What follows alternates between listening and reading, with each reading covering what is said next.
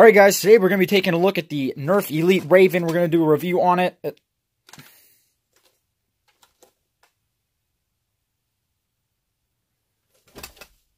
Let's do that.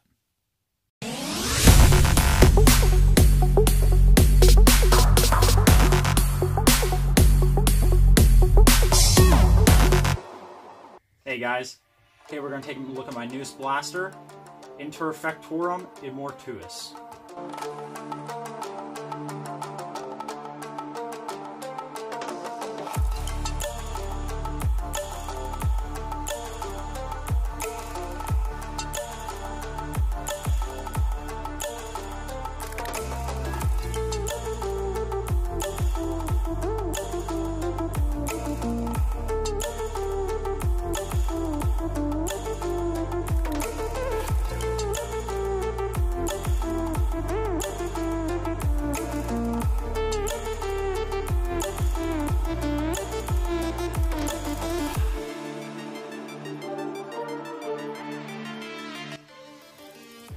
So this is a integration that started out very differently. I'll put up a picture as I posted it on Instagram.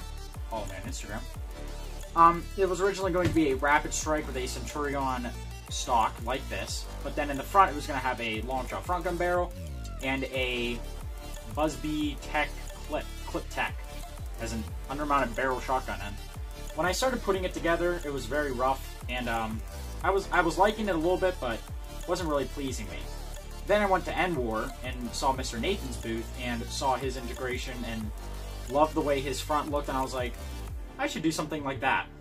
So I had the Rapidstrike and Centurion cut up already, so I decided to do this integration, and as you can see, it's one of my cleanest that I've done. So the actual parts of the blaster are Centurion here, wrapped around parts of the Rapidstrike right here.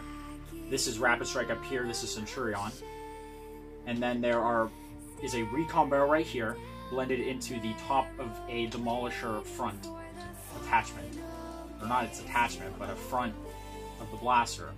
And that gives it its nice nameplate and gives it a nice an edge, and it's nice. It's the same thickness pretty much, and it gives it a nice bulky look in the front, which I really, really like.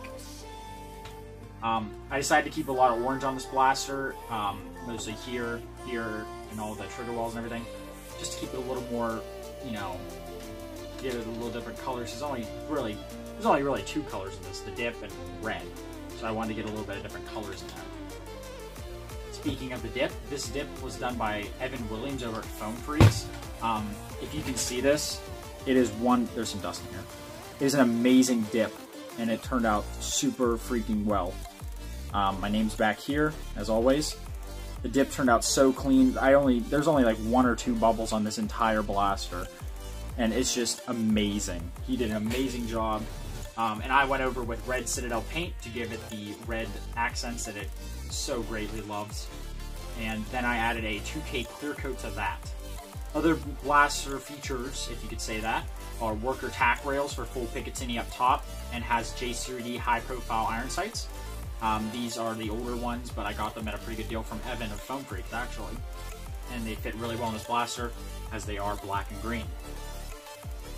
Now inside here, inside this motor cover, I did not make this motor cover. This is a Grihas gear motor cover, linked to all of the parts listed in this in the description. They make these push-fit motor covers now, which you add the motor cover onto your Strife, which, yes, this is made for a Strife, and then you glue that down, and then when you're ready, you push this acrylic piece in, and it doesn't come out unless you have to open it up and push it out. And I waited until I clear coated and everything, wired everything to put those in, and it just turned out amazing. Like, they came out so much better than Voidless Knights, and I will never be using any other motor cover again because Grihas gears are amazing. And they're pretty well nicely priced for what they are. I bought 2 of them for each side, so it had symmetry. This blaster is completely symmetrical, and it turned out really well. Other features. There is an ammo counter in here. Now, my ammo counter is right over here. It's having some weird glitches with it right now, where if I plug it in, it gives me a... I'll show you guys real quick. It gives me this, and I don't know why that's happening. Now, I broke this off on accident. And it doesn't even turn off, which is surprising. But me and Nathaniel Dill started talking about it, and I already had a problem with this one before. I think this is just a very old, this is like a Gen 2, so it has, you know, a lot of revisions after that. But he's sending me a whole nother board and Arduino to fit in here and get this working right. The barrel piece is still in for the ammo counter, but I just took the actual screen LCD out for now so that I could get it out, everything fitted well. And thank you again to Nathaniel for being such a great guy and helping me out with all these problems that I've been having. But when it was working, it was honestly one of the coolest things I've ever seen. So I cannot wait to get into this blaster. I'll do a little bit of an update video, a tiny one, when that comes out, but it's the only thing that's not done on this blaster. Everything else is perfectly done. Right here, then, you have your voltmeter, and down at the bottom, a Centurion grip, which I replaced the Rapidstrike grip by cutting it off the whole way up here, and then cutting halfway down there its trigger well, and these trigger wells are blended together, and it's pretty much flawless. So, then the Centurion's trigger's right here modified so it looks more like an actual trigger, and it looks really cool. It feels really nice. Then you have a Rapidstrike rev switch right there, and it's cut into the Centurion grip. And other than that, I think that's all on this blaster. Again, the hydro dipping and the blaster just looks amazing. And then you have its name right here. It's Latin for undead killer. And then you have my logo back there. It was a little hard to make out, but I kind of wanted it to blend in on this one, so I didn't paint that black. I should have, but whatever. Then the battery tray is magnetic, so I usually just take a little small flathead, pop it in there.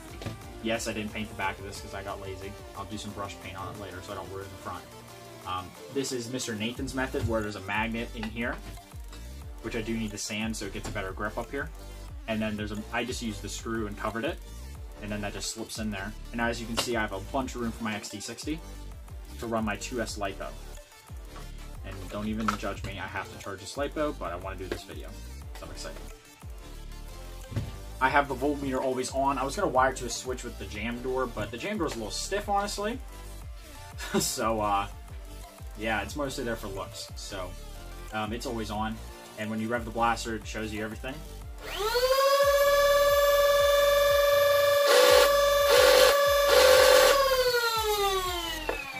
This system sounds so freaking nice. It's so electronic sounding, and it sounds amazing. This Heston cage, which, yes, this is a Heston cage, if I didn't mention it before, it fits Rapidstrikes and Strifes. Now, they're only recommended for Strifes, and I don't know why. I have not had a single feeding issue with this, and I've put about 20 mags through it. I have no clue what people are saying about jamming or guide. I haven't had any. I don't know if it's the mags I'm using. I'm using NF Strike mags. I don't know if that's helping, but inside that, I have Fang revamps through my clear window. You can see my wiring, and I didn't have red heat shrink, and I'm sad. But then back here in the pusher, you have a XP180 actually, and it gives it a really nice rate of fire. And it does actually, the XP180 twists so much. It twists so much that it actually rattles the blaster a little bit because of the high torque of the XP180. So it actually does have a tiny bit of recoil, tiny bit. So it's just those little touches. And this is wired up with a Make Test Battle Rapidstrike setup. I don't really like 3 switches. I've heard some people say if you don't do a 3 switch in your Rapidstrike, you're doing something wrong.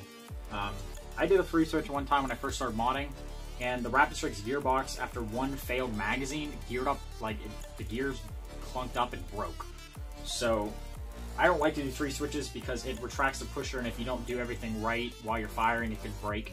So I just do 2 switches to let it flow freely, and I've never had a problem with a 2-switch setup. And if you're doing a Rapidstrike, I mean, I can pull off single shots easily with a XP180. Hellcats would be a different story, but if you're building a Rapidstrike upgraded, most of the time you want a dart hose. So that's what I'm going for here. And yeah, this blaster is just amazing to me, but I think you guys will like it a little more when you see how it shoots. So let's go outside and put some mags through it. Beautiful weather in Pennsylvania as always. We're going to do a firing demo of the blaster real quick. I have 3 magazines, 2 in my pocket, and we're just going to do a mag dump, and then we're going to go for some single shots and another mag dump. Sorry, dear. Now for the single shots.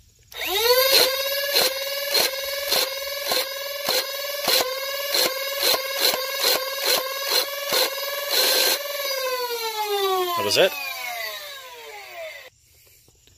One last mag dump, just for fun.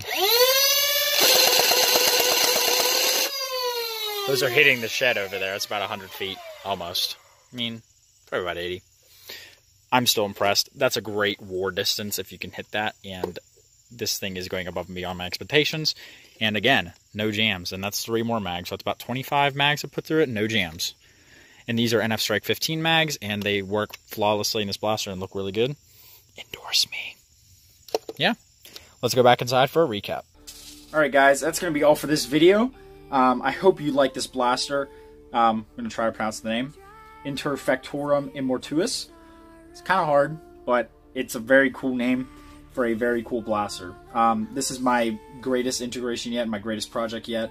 I really hope you guys like it. I put a lot of time and effort into this. In about 2-3 weeks, I put about 150 hours of the bodywork into this just to get it done because I was loving it so much. And I dumped a bunch of parts and money into it, so just to make it the best blaster it could be. And I hope you guys really enjoy it. So, if you like more blasters like this and like my content, please like, comment, and subscribe. And as always, have a great day.